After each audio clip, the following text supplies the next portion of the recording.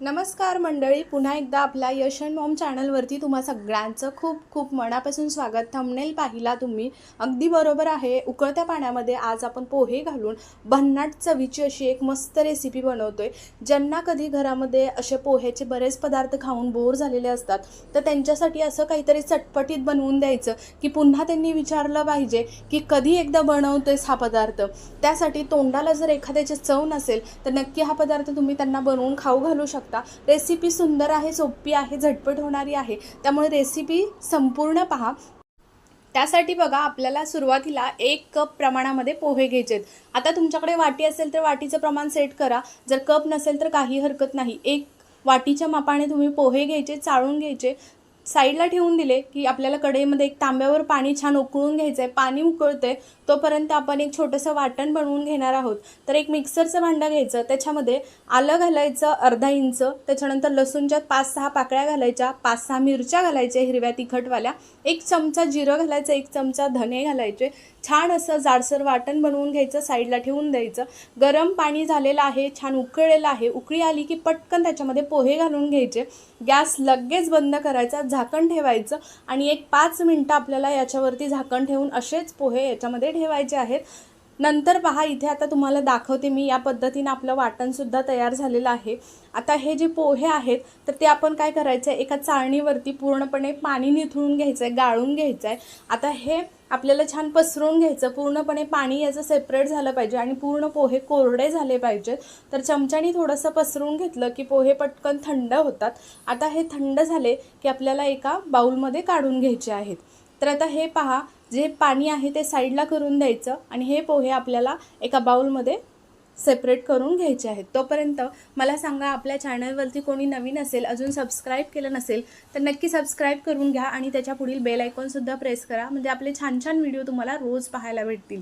आता पहा, हे जे पोहे आहेत तर ते हाताने छान असे मॅश करून घ्या किंवा कुस्करून घ्या साध्या भाषेमध्ये. आता हे जे आपण वाटण बनवून घेतलं होतं तर हे वाटण आपल्याला याच्यावरती घालून घ्यायचं आहे. वाटण घालून घेतलं की लगेच आपल्याला एक मोठा मीडियम साईजचा कांदा इथे कट करून अगदी बारीक घालायचा आहे. लगेच भरपूर सारी कोथिंबीर घालायची त्याच्यावरती.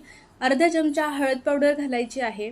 त्याच्यानंतर 1 चमचावर ओवा घ्यायचा आहे आणि ओवा शक्यतो करून हातावरती चोळूनच घाला, त्याच्याने पदार्थामध्ये स्वाद खूप छान उतरतो.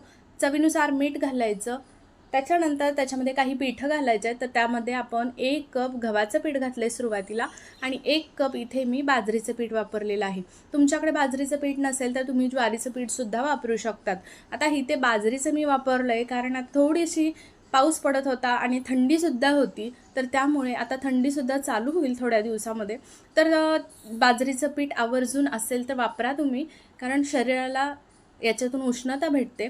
तर इथे पहा, आता छान पिठं मिक्स करायच्या. सुरुवातीला याच्यामध्ये चवीनुसार मीठ घालून घेतलं आणि 1 चमचाभर दही असेल तर घाला, जास्त आंबट असेल तर थोडंसं प्रमाण कमी करा आणि बरोबर असेल तर 1 चमचाभर दही तुम्ही याच्यामध्ये घालायचं आहे. नसेल तर नाही घातलं तरीही चालेल, पण चव खूप छान येते, त्याच्यामुळे 1 चमचा दही आवर्जून घाला असेल तर. आता थोडं थोडं पाणी घालायचं आणि मी तुम्हाला दाखवते या कन्सिस्टन्सीच आपल्याला इथे हे बॅटर बनवून घ्यायचं आहे. हा पोह्याचा पदार्थ यापूर्वी तुम्ही कधी काय खाल्ला आहे का, ते मात्र तुम्ही मला जरूर कमेंट करून सांगायला अजिबात विसरू नकात. तर इथे हा पोह्याचा पदार्थ आज बनवतोय. यापूर्वी कधी तुम्ही पाहिला नसेल किंवा बनवलासुद्धा नसेल अशी ही भन्नाट रेसिपी आहे, तोंडाला चव आणणारी आहे.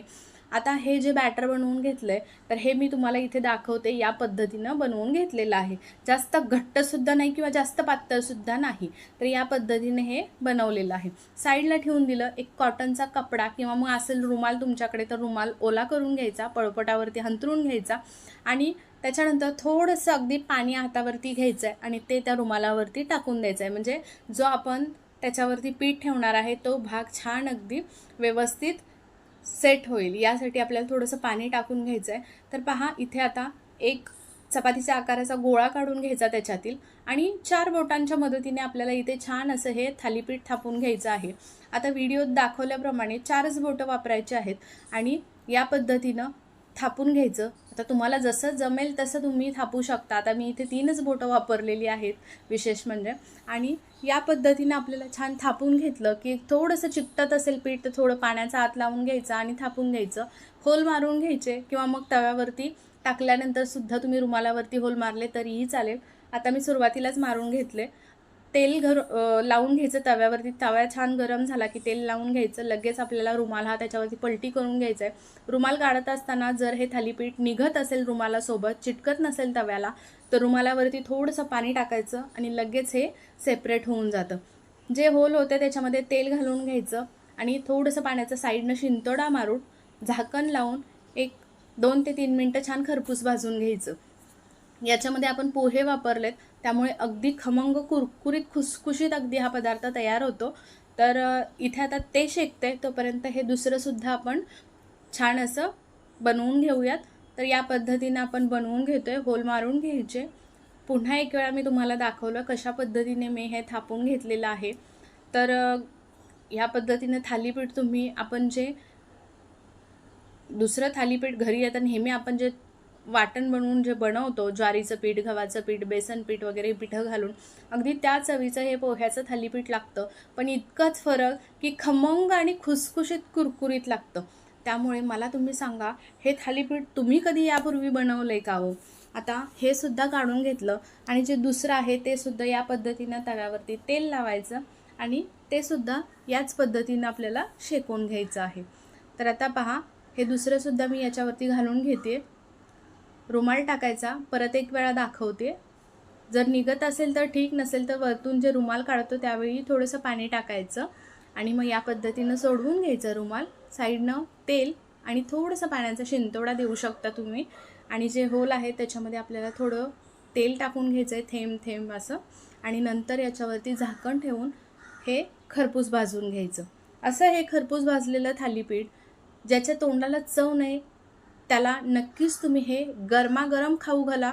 अप्रतिम चवीचं हे थालीपीठ लागतं. आता ज्यांना कुणाला हे पोह्याचा पदार्थ माहीत नाही आहे अशांना नक्की खाऊ घाला.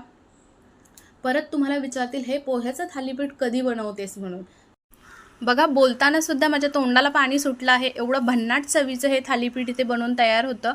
नक्की तुम्ही सुद्धा एक वेळा बनवून पहा आणि तुम्हाला ही आजची आपली रेसिपी कशी वाटली ते मात्र जरूर कमेंटमध्ये कळवा. रेसिपी आवडली असेल तर नक्की व्हिडिओला एक लाईक करा. आपली ही रेसिपी तुमच्या मित्र, मैत्रिणी, परिवारांमध्ये जास्तीत जास्त शेअरसुद्धा करा आणि छानशी कमेंट करून सांगायला मात्र अजिबात विसरू नका. माझे व्हिडिओ तुम्ही संपूर्ण पाहता त्याबद्दल खरंच खूप मनापासून धन्यवाद.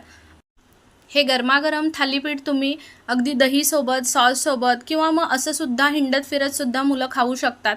आणि जरी शिल्लक राहिलं पीठ तरीसुद्धा तुम्ही पीठ हे फ्रीजमध्ये ठेवून दुसऱ्या दिवशीसुद्धा सकाळी नाश्त्यामध्ये हा पदार्थ बनवू शकता. तर रेसिपी आवडली असेल तर जाता जाता चॅनलला मात्र नक्की एक सबस्क्राईब करा आणि व्हिडिओला एक लाईक जरूर करा. चला उद्या पुन्हा भेटू. तोपर्यंत बाय बाय.